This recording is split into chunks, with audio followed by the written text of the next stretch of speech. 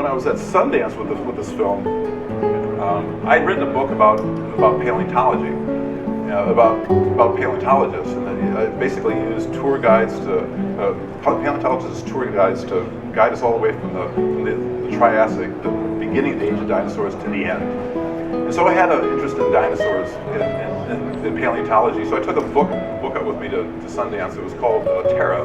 It was called by a friend of mine, Michael Novacek, who's the head of the provost of the American Museum of Natural History in New York. And in this book, he's talking about how right now we're losing species faster than scientists can even record the animals that are here on the planet. And we're going through what's called the sixth mass extinction. And I thought, this is depressing. So I set that book down. And I have another friend who was the head marine scientist for Australia, Charles Brown. He wrote a book called The Reef in Time. I picked that book up, and the book was about how the Great Barrier Reef is becoming the Good Barrier Reef because of acidification, because of these insults. We're facing the sixth mass extinction on the reefs. And the reefs are the canary in the coal mine.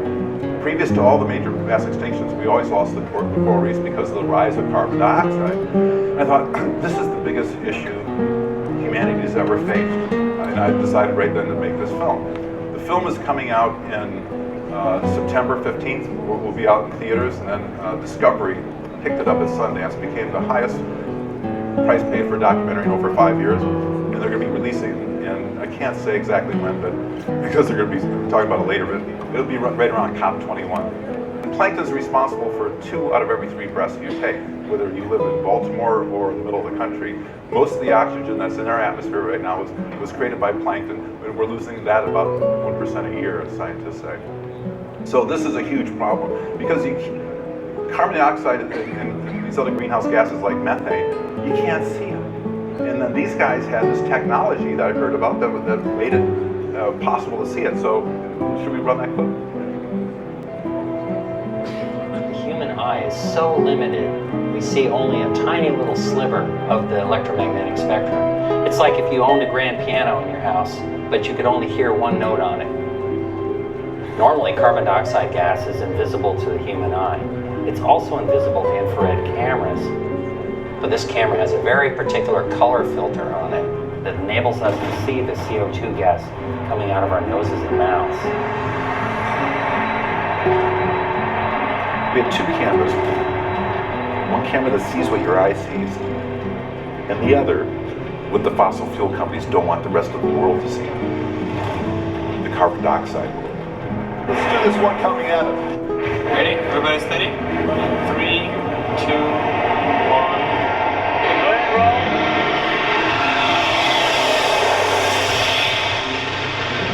It's beautiful. I mean, it's disgusting, but it's beautiful.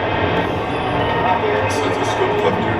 On the left here? Go slow, These guys are going to be good. Slow creep. Slowly, slowly, slowly. Slow. Wow.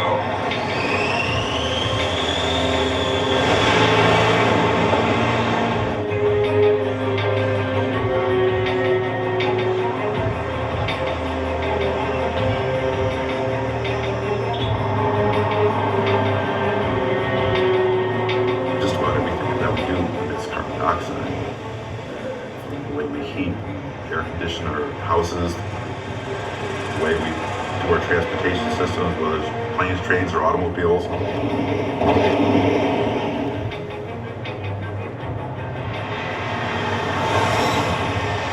Just about everything pumps out vast amounts of carbon dioxide. But you can't see it.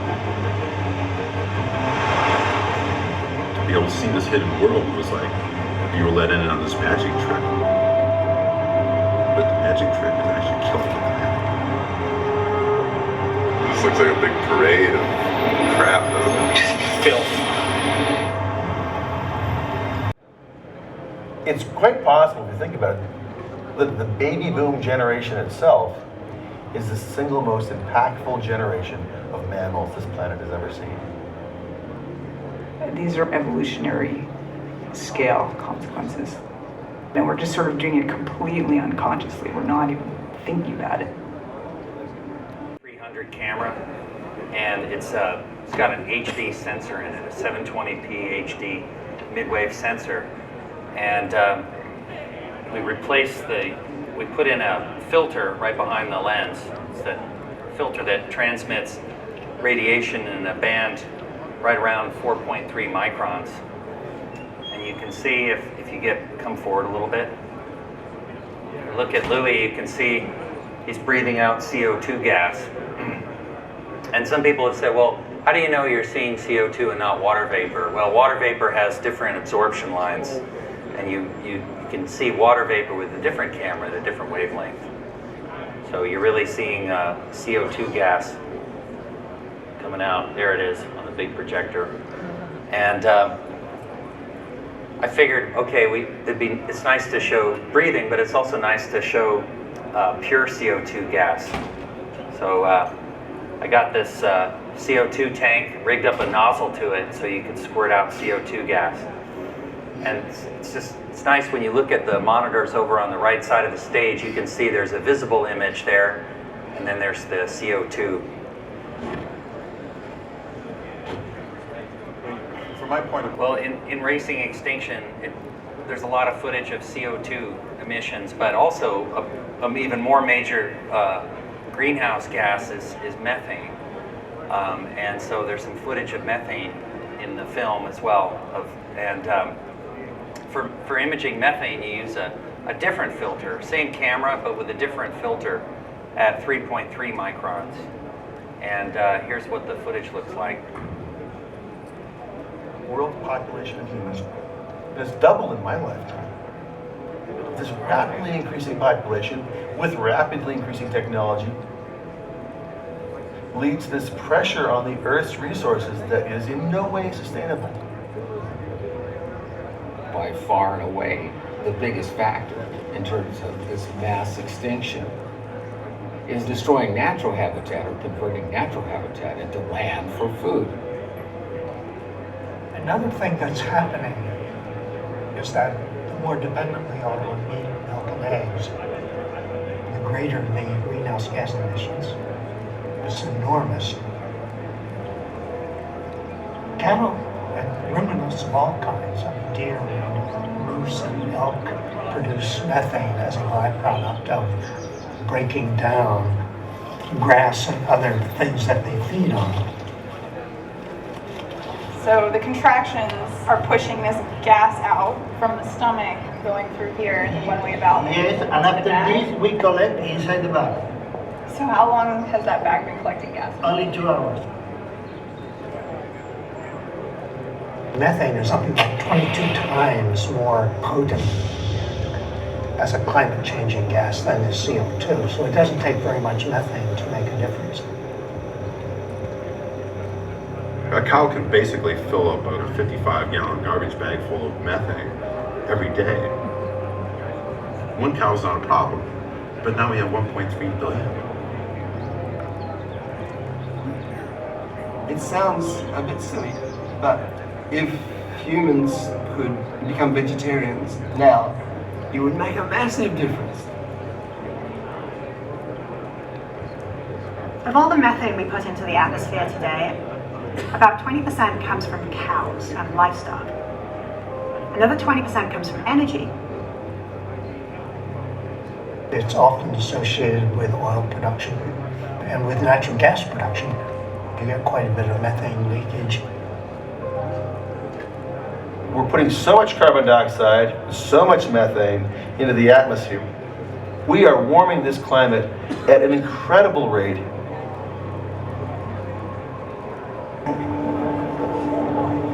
This lake has a lot of methane bubbling out of it. In fact, we can light those methane bubbles on fire. So the Arctic is getting gradually warmer. And the methane that's been locked away for millions of years is starting to come out. When all this gets going, we will have what we call a runaway effect. That's runaway climate change, and it's unstoppable.